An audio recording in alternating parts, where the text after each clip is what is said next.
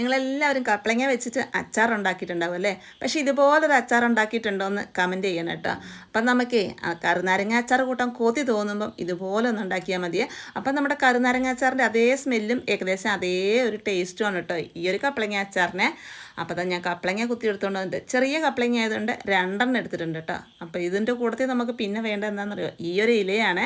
അപ്പോൾ ഈ ഒരു ഇലയാണ് നമ്മുടെ അച്ചാറിൻ്റെ ഏറ്റവും ഹൈലൈറ്റ്. അപ്പോൾ ഇത് നമുക്ക് ഒരു 2 3 എടുത്തുണ്ടോ കേട്ടോ. അപ്പോൾ നമുക്കിത് നാരങ്ങ ഇല്ലെങ്കിലും നാരകത്തിൻ്റെ ഇല വെച്ചിട്ട് നമുക്ക് നല്ല ടേസ്റ്റിലുള്ളൊരു കറുനാരങ്ങ അച്ചാർ ഉണ്ടാക്കാവേ. അപ്പോൾ അതാ ഞാൻ അധികം കിളുന്നുമല്ല എന്നാൽ അധികം മൂത്തതുമല്ല, അങ്ങനത്തെ ഒരു 3 ഇല എടുത്തിട്ടുണ്ട്, ചെറിയൊരു 3 ഇല എടുത്തിട്ടുണ്ട്. അപ്പോൾ ഇതും കൊണ്ട് നമുക്കിനി കപ്പളങ്ങ അരിഞ്ഞെടുക്കാം. അപ്പോൾ അതിൻ്റെ തൊലിയൊക്കെ കളഞ്ഞ് ചൊനയൊക്കെ കളഞ്ഞ് നമുക്കൊന്ന് പീസാക്കി എടുക്കാം കേട്ടോ.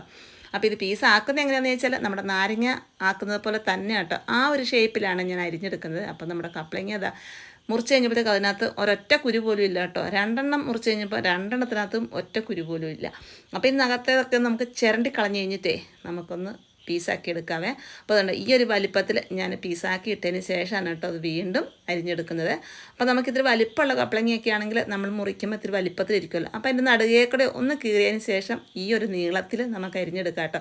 അപ്പോൾ അച്ചാർ കണ്ടാൽ നാരങ്ങ അച്ചാറല്ലെന്ന് ആരും പറയില്ല കേട്ടോ, നമുക്ക് ആരെ വേണമെങ്കിലും പറ്റിക്കുകയും ചെയ്യാം കണ്ടോ. അപ്പോൾ ഈ ഒരു ഷേപ്പിലാണ് ഞാൻ കപ്പളങ്ങ അരിഞ്ഞെടുത്തേക്കുന്നത്. പിന്നെ ഇതിനകത്തേക്ക് നമ്മുടെ ഇഞ്ചിയുണ്ട്, വെളുത്തുള്ളിയുണ്ട്, പച്ചമുളകുണ്ട്, അതുപോലെ കറിവേപ്പില എടുത്ത് വെച്ചിട്ടുണ്ട്. പിന്നെ ഇതാ ഇത്തിരി നല്ല വലിപ്പമുള്ളൊരു നെല്ലിക്കയുടെ അത്രയുള്ള നമ്മുടെ വാളംപുളിയാണ് എടുത്തേക്കുന്നത്. പിന്നെ നമുക്ക് ഇതിനകത്തേക്ക് വേണ്ടതെന്ന് വെച്ചാൽ ഒരു കഷ്ണം വെല്ലവും കൂടെ വേണം കേട്ടോ. അപ്പോൾ അത് ഇതുപോലെ ഒന്ന് ചെറുതാക്കി ചിരണ്ടി എടുത്ത് വെച്ചിട്ടുണ്ട്. ഇതൊക്കെ ഇവിടെ റെഡിയാക്കി വെച്ചിട്ട് നമുക്ക് ചട്ടിയാണ് എടുത്തേക്കുന്നത്. ചട്ടിക്കകത്താണ് കേട്ടോ ഞാൻ അച്ചാർ ഉണ്ടാക്കുന്നത്. അപ്പോൾ മൺചട്ടി അടുപ്പത്ത് വെച്ച് നമ്മൾ എണ്ണ ഒഴിച്ചു കൊടുത്തു. നമുക്കിനി കടുക് ഇട്ട് കൊടുക്കാം. കടുകൊക്കെ ഒന്ന് മൂത്ത് വന്നതിന് ശേഷമേ നമ്മളെടുത്ത് വെച്ചേക്കുന്ന ഇഞ്ചി ഇട്ട് കൊടുക്കാം കേട്ടോ. ഇഞ്ചി ഇട്ട് കൊടുത്ത് അതിൻ്റെ കൂട്ടത്തിൽ തന്നെ നമുക്ക് വെളുത്തുള്ളിയും അതേപോലെ പച്ചമുളകും ഇട്ട് കൊടുക്കാം. പിന്നെ കറിവേപ്പിലയും കൂടി ഇട്ട് കൊടുക്കാം കേട്ടോ. ഇതൊക്കെ ഒന്ന് ചെറുതായിട്ടൊന്ന് ഒരുപാട് മൂത്ത് പോകണ്ട, ചെറുതായിട്ടൊന്ന് നമുക്ക് വഴറ്റിയെടുത്താൽ മതിയേ.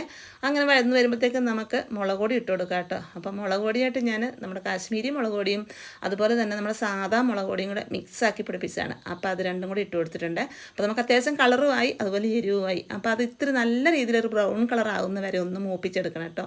പിന്നെ ഇതിലേക്ക് നമ്മൾ എടുത്ത് വെച്ച പുളിയുണ്ടല്ലോ, അത് പിഴിഞ്ഞ് ആ ഒരു പുളിവെള്ളമാണ് ഒഴിച്ചു കൊടുക്കുന്നത്. അപ്പോൾ വേറെ വെള്ളം ഒന്നും ചേർക്കുന്നില്ല, ഈ ഒരു പുളിവെള്ളം മാത്രമാണ് കേട്ടോ ഈ ഒരു അച്ചാറിന് ചേർക്കുന്നത്. അപ്പോൾ ഈ ഒരു പുളിവെള്ളം ഒഴിച്ചിട്ട് നമുക്ക് മൊത്തത്തിലൊന്ന് മിക്സാക്കി എടുത്തിട്ട് ആവശ്യത്തിനുള്ള ഉപ്പും കൂടി ഇട്ട് കൊടുക്കാം കേട്ടോ. ഇനി നമുക്ക് ഇത് ചെറുതായിട്ടൊന്ന് തിളപ്പിച്ചെടുക്കാം. തിളപ്പിച്ചതിന് ശേഷം നമ്മൾ ഇതിനകത്തേക്ക് നമ്മൾ എടുത്ത് വെച്ച വെല്ലം ഉണ്ടല്ലോ, ആ വെല്ലം കൂടി ഇട്ട് കൊടുക്കാം കേട്ടോ.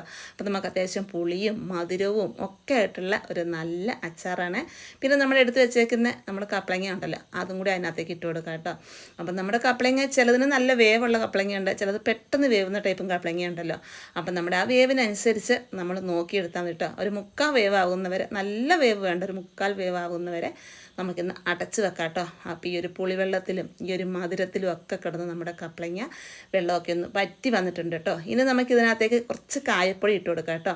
അതുപോലെ ഉലുവാപ്പൊടിയുമാണ് ഇട്ട് കൊടുക്കുന്നത്. ഇതൊക്കെ കൂടി ഇട്ടിട്ട് ഒന്ന് മിക്സാക്കി കൊടുക്കാം കേട്ടോ. അപ്പോൾ നമ്മൾ സ്റ്റൗ ഓഫാക്കിയിട്ടാണ് കേട്ടോ നമ്മൾ ഉലുവാപ്പൊടിയും കായപ്പൊടിയും ഒക്കെ ഇട്ട് കൊടുത്തേക്കുന്നത്.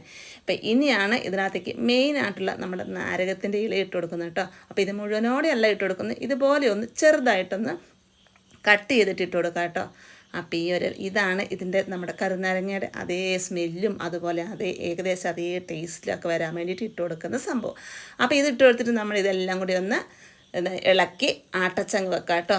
ഇനി നമുക്ക് അതായത് തണുത്ത് കഴിയുമ്പം നമ്മൾ ഉപയോഗിക്കുമ്പം ഈ ഒരു ഇല എടുത്ത് കളഞ്ഞാലും കുഴപ്പമില്ല, കളഞ്ഞില്ലേലും കുഴപ്പമില്ല കേട്ടോ. അപ്പം നമുക്ക് നല്ലൊരു എന്താ പറയുക, കപ്പളങ്ങ വെച്ചിട്ടേ നമുക്ക് കറുനാരങ്ങയുടെ അതേ ടേസ്റ്റുള്ള നല്ല സൂപ്പർ ഒരു അച്ചാർ റെഡിയായി കേട്ടോ.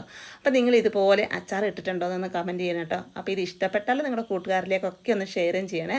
അപ്പോൾ ഇനി നമുക്കിത് തണുത്ത് കഴിയുമ്പോൾ നമുക്കൊരു കുപ്പിയിലിട്ട് വെച്ചാൽ നമുക്ക് പുറത്ത് വെച്ച്, അതായത് ഫ്രിഡ്ജിൽ വെക്കുകയാണെങ്കിൽ നമുക്ക് ഒരാഴ്ചയൊക്കെ ഉപയോഗിക്കാം കേട്ടോ. പുറത്ത് വെച്ചിട്ടാണെങ്കിൽ 2 അല്ലെങ്കിൽ 3 ദിവസം. അപ്പോൾ എങ്ങനെയുണ്ട് നമ്മുടെ അച്ചാർ, ഇഷ്ടമായോ?